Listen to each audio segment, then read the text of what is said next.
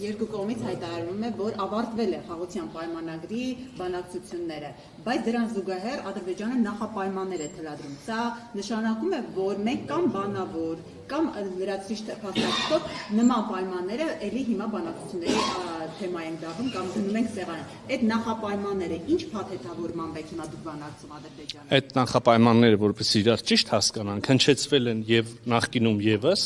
մեր կողմից դրանց լեգիտիմությունը եւ օրակարգի մաս լինելը երբևէ չի ընդունվել, մենք այդ մասին երբևէ չենք բանակցում։ Եղել են մտքերի փոխանակցության մասին, որ մենք ունենք այսպիսի պահանջ, մենք էլ ասում ենք, դե մենք էլ ունենք այսպիսի պահանջ, ձեր պահանջն չենք ընդունում, որ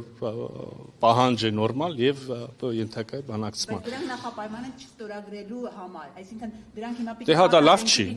Չէ, լավ չի, որ այդպիսի նախապայման են դնում։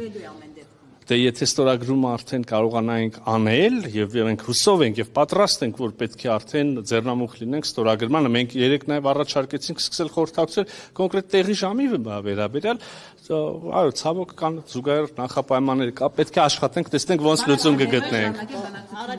Ընդհանուր կարգավորման գործընթացը շարունակվում է, այո։ Նախատեսվում է ձեր եւ Ադրբեջանի արտգործնախարարի կամ Նիկոլ Փաշինյանի եւ Ադրբեջանի նախագահի միջև հանդիպում, որտեղ նաեւ կքննարկվի, հա, բանավոր թեկուզ հասկանալու համար, թե ինչ լուծման հնարավոր է գալի վերջում։ Առաջիկայում որևէ հանդիպման մասին պայմանավորվածություն չկա, բայց մենք կարծեմ այդ բան հայտարարությունից հետո սա առաջին առիթն է, ես հարաբերական կարող եմ ասել, միշտ էլ պատրաստ ենք հանդիպել, շարունակել քննարկումները։